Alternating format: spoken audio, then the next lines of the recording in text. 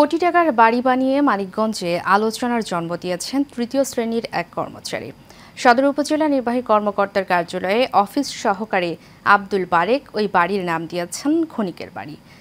অবৈধ পন্থায় কামানো টাকা দিয়ে তিনি ওই বাগান বাড়ি বানিয়েছেন বলে দাবি স্বজন ও স্থানীয়দের। রাশেদ চৌধুরী তথ্যচিত্রে আরও জানাচ্ছেন মিতু। মানিকগঞ্জ সদর উপজেলা নির্বাহী কর্মকর্তার কার্যালয়ের অফিস সহকারী আব্দুল বারেক সদর উপজেলার জাঙ্গির ইউনিয়নের দিয়ারা গোলরা গ্রামে ১৯০ জমির ওপর বানিয়েছেন দৃষ্টিনন্দন একটি বাগান বাড়ি। জমি ও স্থাপনা সহ ওই বাগান বাড়ির বাজার মূল্য অন্তত ১০ কোটি টাকা। সদর উপজেলার উকিয়া গ্রামের ইয়াসিন আলীর ছেলে আব্দুল বারেক বাবা মায়ের পারিবারিক কলহের কারণে ছোটবেলায় পড়াশোনা করেছেন সাটুরিয়া উপজেলার একটি এতিমখানায়। বাবা মায়ের বিচ্ছেদের পর দিয়ারা গোলরা গ্রামে নানার বাড়ি থেকে ১৮ জমিতে ছোট্ট একটি বাড়ি করে থাকতেন মাকে নিয়ে।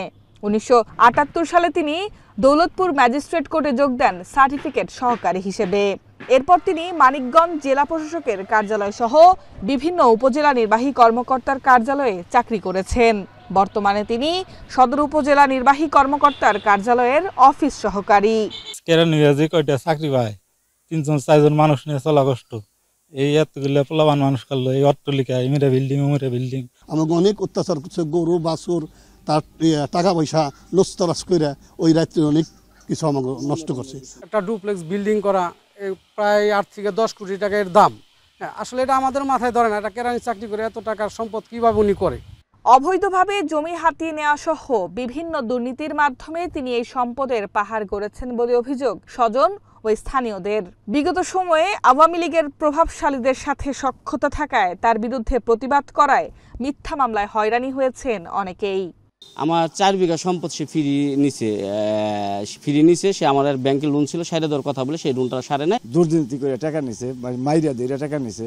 আমার বাড়িও ডাহাতি করছে, গরু বস্তু সব নিয়ে লুটপাট করে আছে। এই দেশে সবাই কইব। এসব অভিযোগ অস্বীকার করেন আব্দুল বারেক। আসলে এটা আদৌ সত্য না। আমি চাকরি করি, আমার হাত পা বাঁধা, আমি সরকারি নিয়মকানুনের মধ্যে থাকি। আর আমি কোনো লাভজনক জায়গায় চাকরি করি নাই। আমার চাকরি ইউনো অফিস, ইউনো স্যারের ওখানে করছি। আমি ল্যান্ডে কোনো চাকরি করি নাই, নেজারতে চাকরি করছি। এডিসি শিক্ষা স্যারের গোপনীয় সহকারী হিসাবে করছি, সংস্থাপনে করছি, জেএম শাখায় করছি। এই সমস্ত নিরর জায়গায় আমি চাকরি করছি। এইখানে কোনো ওইরকম দুর্নীতির কোনো সুযোগ নাই, সেটা আমি গ্রহণ করি নাই। আমি একজন সফল লোক। আর অভিযোগ পেলে তদন্ত করে প্রয়োজনীয় ব্যবস্থা গ্রহণের আশ্বাস উপজেলা নির্বাহী কর্মকর্তার। আমি যেটা বলেছিলাম যে আসলে অনেক সময় পৈতৃক সম্পত্তি দিয়ে অনেক সরকারি কর্মচারীরা বিভিন্ন রকম কার্যক্রম করে থাকে।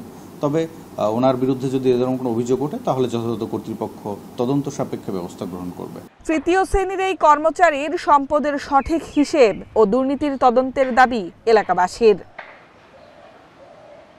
Mitu, Asian television.